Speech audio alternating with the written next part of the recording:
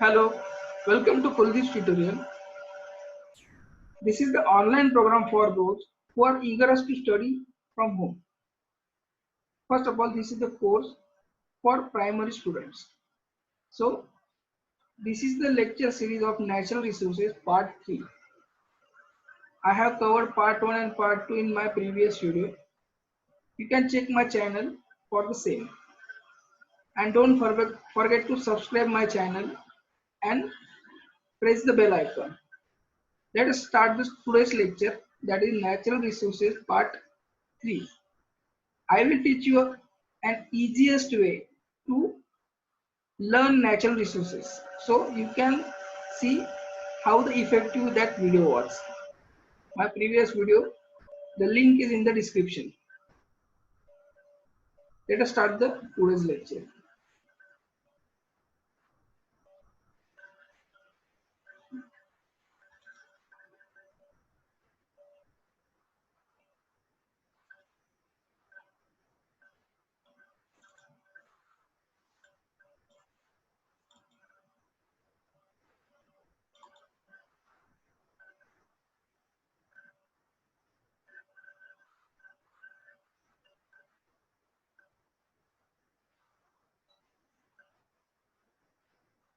So this is the video of the natural resources series part 3. Let us start with the first one, land. Land is one of the most important natural resources that we require for our shelter. Means में रहने के लिए सबसे important जो thing है वो है land. Land के डिफरेंट यूज है. Land is use for cultivation purposes. Land is use for to building the houses. House build करने के लिए लैंड लगती है. एग्रीकल्चर के लिए लैंड लगती है. Land is use to build infrastructure. अलग अलग बिल्डिंग, स्कूल्स, कॉलेजेस, हॉस्टल, ये सब बिल्ड करने के लिए लैंड लगती है. Land is use to build roads for transportation purpose. So right, means we can travel from one place to another place by the means of land. So let us see the detail about lands, how land is formed, layers of land, what is soil, how soil is formed. First, land is seen in the form of stones, soils and big rocks. Means हम देखते हैं जहाँ पे भी land है वहाँ पे एक तो सॉइल रहती है, नहीं तो स्टोन रहता है, नहीं तो बड़े बड़े पत्थर रहते हैं. लैंड हमें तीन ही फॉर्म में मिलती है. Land is seen in the form of stone, soils and rocks. Next one, both plants and animals need land. Plant के लिए भी लैंड रखती है, एनिमल्स के लिए. प्लांट के लिए क्यों रखती है land? Because the plants grow on the land. Different types of plants that can grow on the land. So land is one of the most important natural resources for plants and animals. Next one, humans live on a land as well as utilize it for other purposes like shelter, farming, that we have discussed in the first part of the video. Why land is required to human? So you can write down in your notebook importance of land for humans. I can explain it in short. First of all, land is used for shelter, means रहने के लिए हमें land लगती है. Second one, land is use for farming purposes.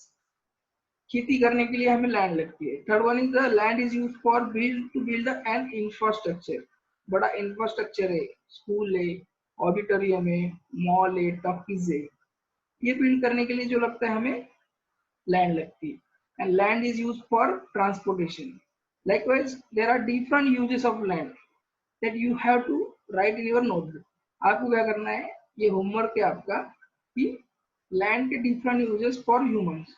Write down the different uses of land for humans. Next one,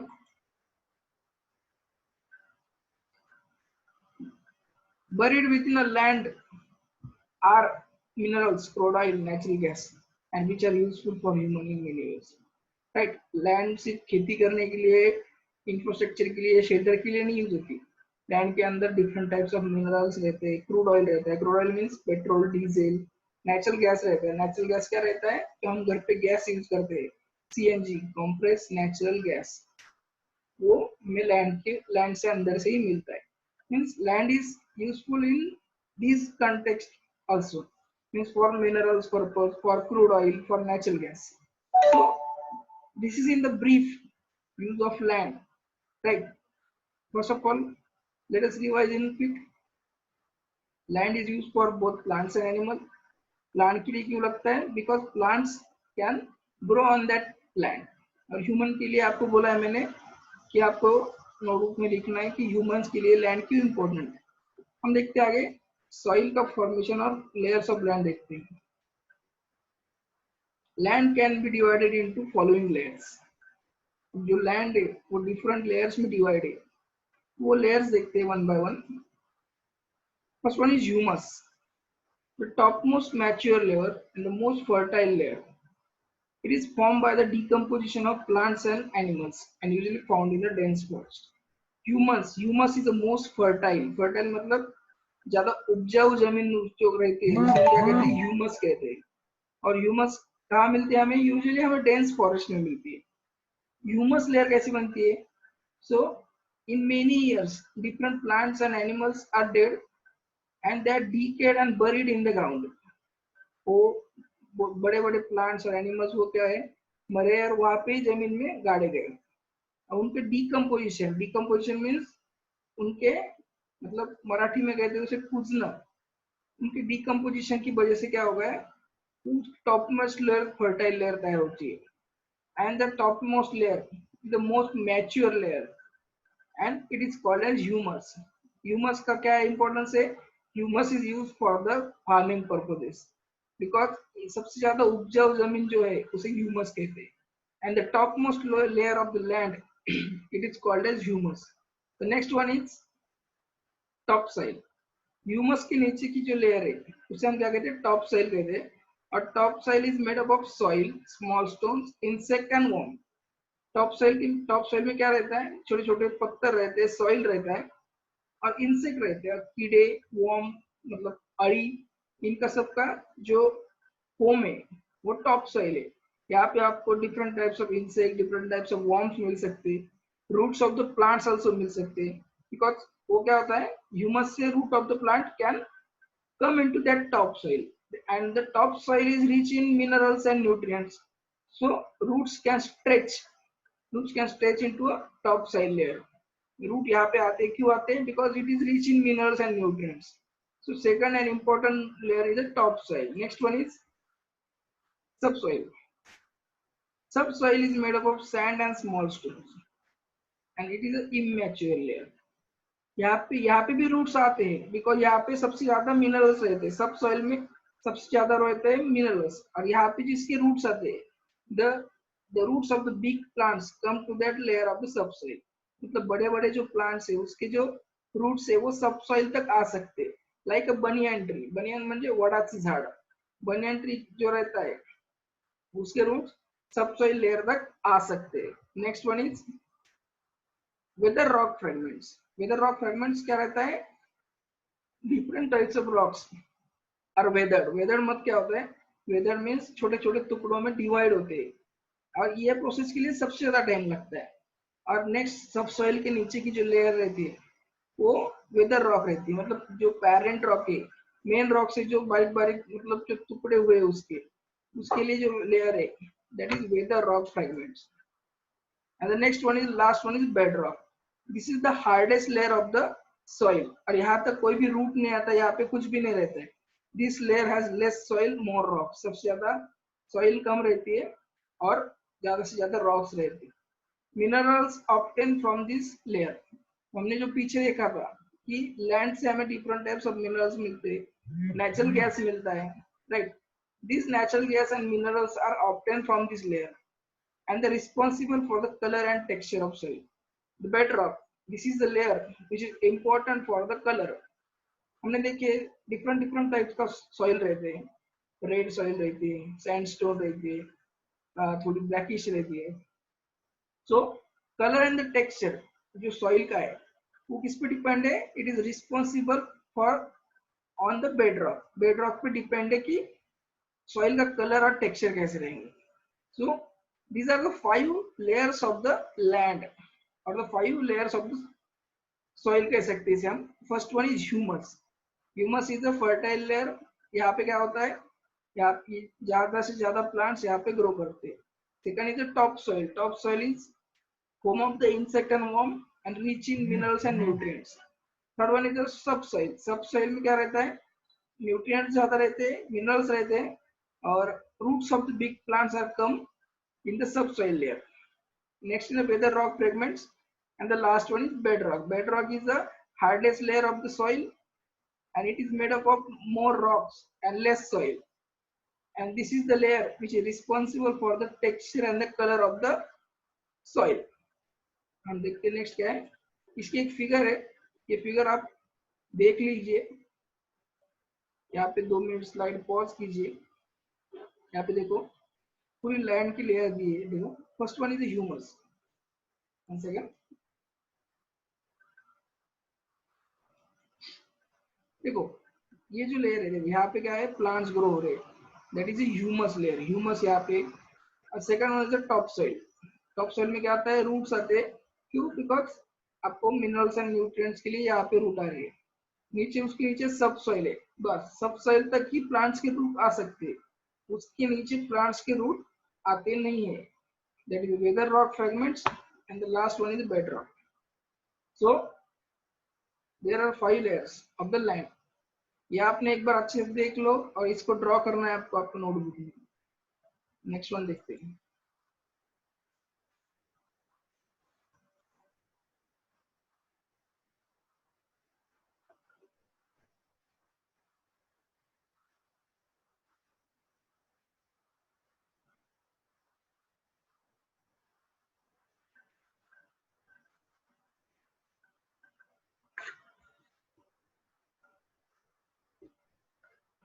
अब देखते हैं soil.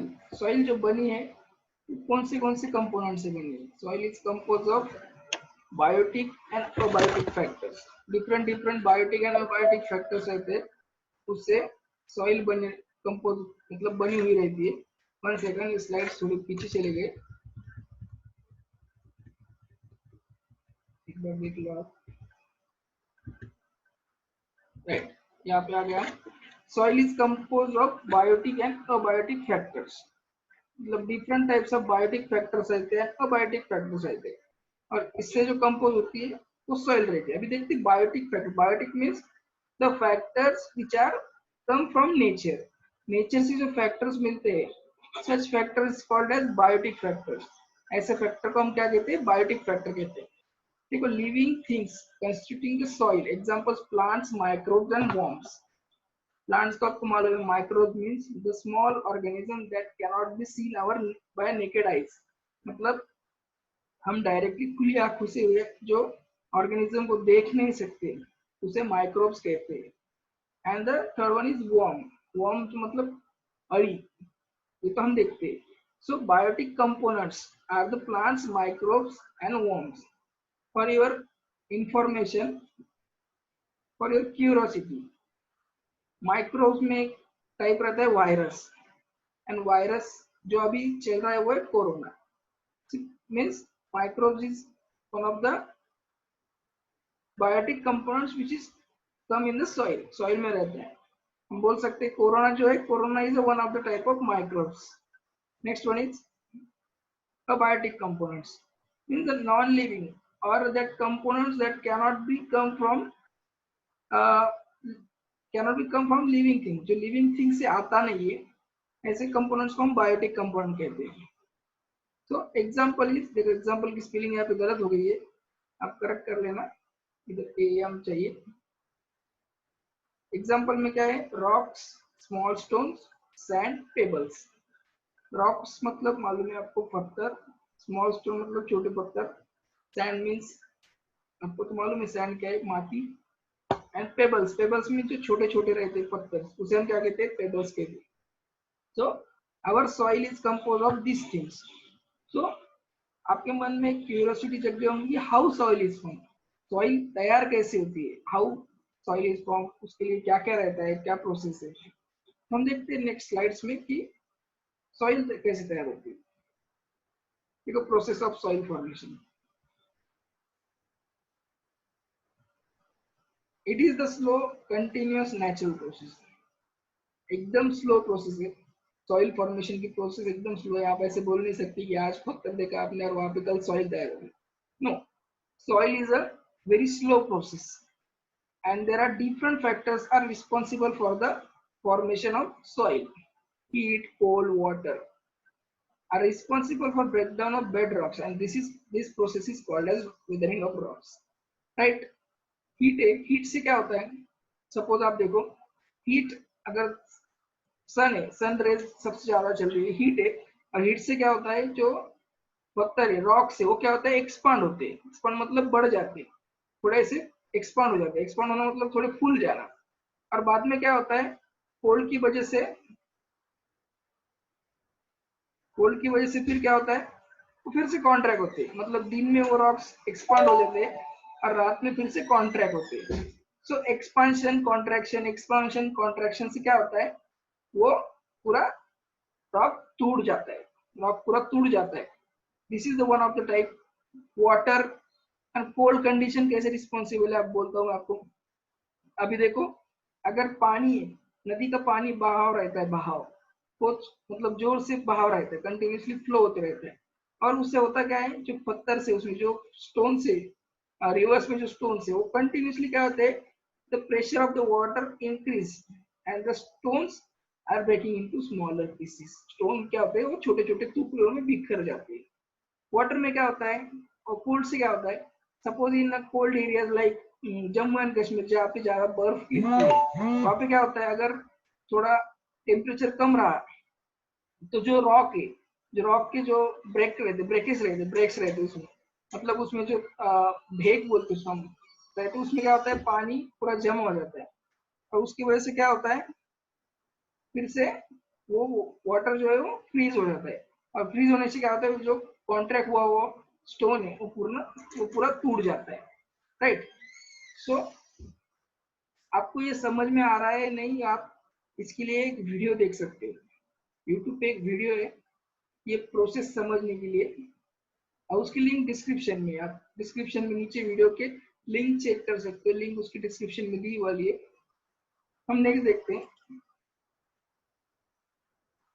Weathering bring about the formation of stones, sand, soil and soil particles. Weathering से बराबर stones तैयार होते हैं, छोटी छोटी sand तैयार होती है, soil particles तैयार होते हैं।